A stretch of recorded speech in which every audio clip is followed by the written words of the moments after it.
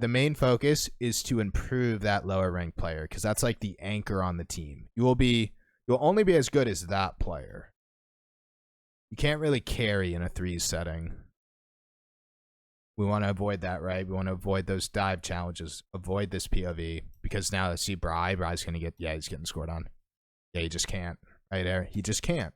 And that's nothing against Bry, but it's just the level. He can't deal with this. He can't deal with a third man. He can't dodge a demo. He can't have the game sense to play backboard right now. Or, is this your team? It is his team. I would not. Oh, you would. That's good. Would appreciate what role. I mean, I know this is basic, but I would not take a first man on this team whatsoever. But we'll take a look at teammates on defense. The only reason is, like, if you take a first man, that means teammates are second, third man for the most part. And they look a little nervous on defense.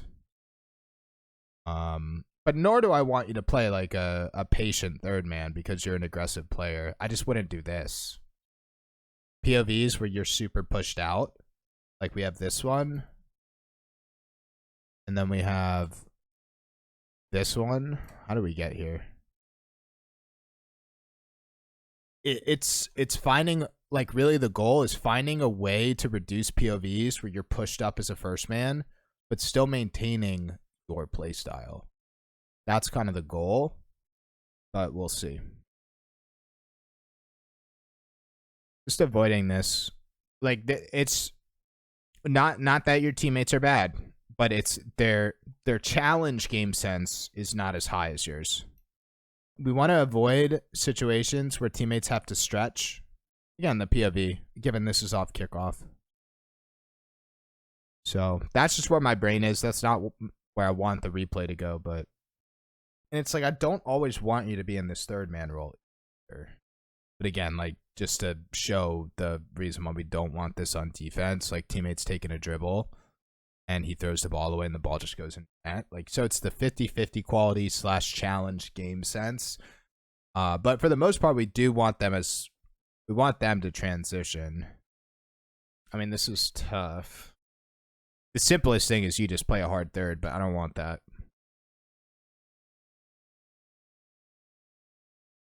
I think an indirect way to get this recovery.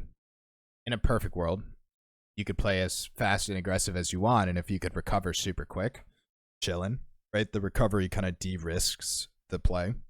A lot of our challenges are, like, a lot of our aggressive challenges as a first are dive challenges, which are fine, but we're low boost and we don't recover. Right? That's just, I know we recover, but like sloppy. Okay. I want to see those other ones because I think the recovery ties with it. I mean, recovery was clean, but we're still overcommit. But like, I don't necessarily want to talk about overcommits because I don't want to lose your aggression. I think talking about recovery is a better way to solve the problem. Like, it could be maintain your current play style, like with how you like to play threes, how you like to play twos, but a bigger focus on recovery and boost management so that you could, like, say you're able to cut or support quicker.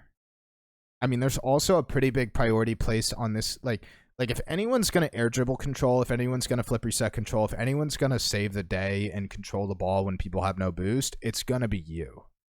So I feel like there's also a bigger priority on, it's just overall control, like recovery, boost management, big boost.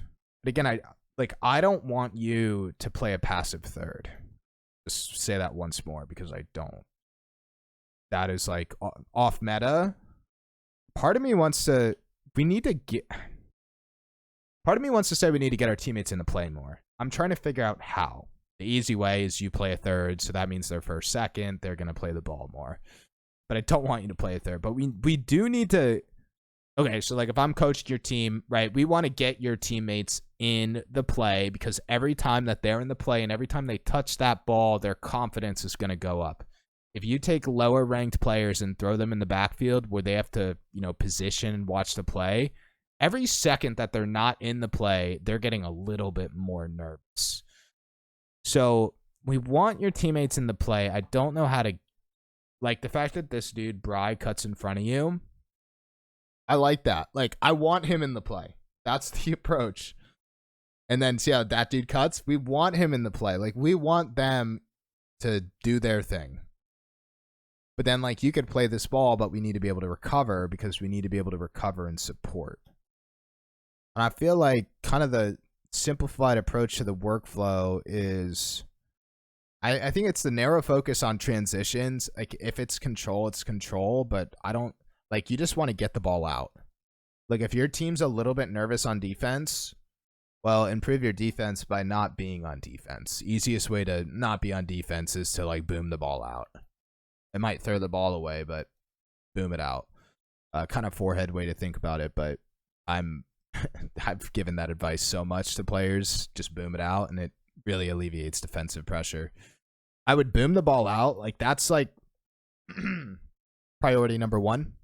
Create some offense, but big focus on boost management recovery so that we can cut to support, so that we could demo to support, and then retake a third.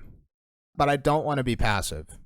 I want to maintain, like, current aggression levels. It's just narrow focus on booms or controlled transitions, some sort of effective transition, narrow focus on recovery, boost management, cuts, demos to support. Bonus is getting your teammates in the play more, but that's a problem I'm still trying to solve. It's trying to think of another way besides playing a hard third. I do think we're not super demo focused.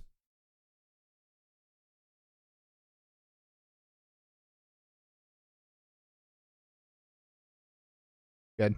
Little risky playing for that extension just because you're putting a lot of trust in a teammate to ice out the defensive play, but I mean, it worked out. I would not play for a lot of extension plays. Like, if anything, you are getting your teammates to play for extension plays. Like, that's how you and the team hit redirects and stuff. It's you booming out rather than you. Because, like, if you're playing forward, that means you have full trust in a teammate to win their challenge, win their 50, whatever.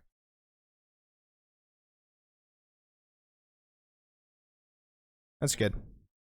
Yeah, I almost like that. I almost feel like that might be the best piece of advice for the team.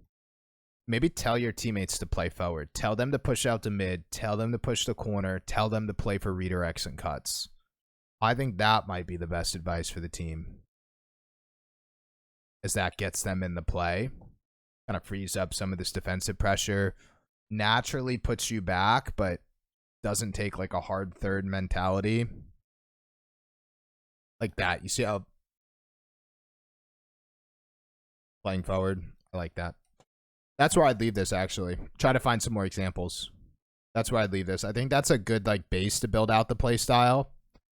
Because it's all about, we want to get these, we want to get the homies confident so that they're doing this. We want to get the homies confident so that you can create offense. Right? And this dude's a third right now. And he has the confidence to go up and score. That's what we want to get. Typically, easiest way to improve a team that might have an anchor rank, like, I'm assuming Bry is the GC one. If CB is the GC one, then he should be GC2 for sure.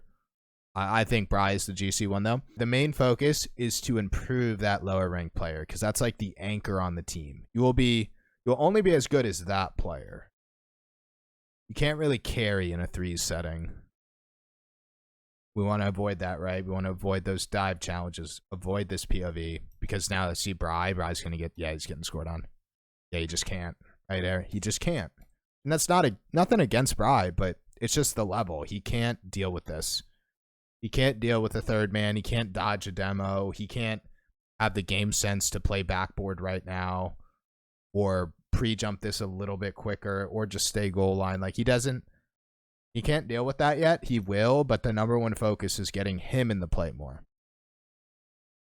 Good, right? Getting him on the wall, getting him as an extension. That's good.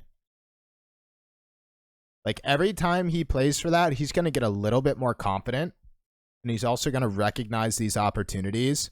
And he's going to stop playing a goal line. He's going to stop playing a back post. Very good. Do we go for that?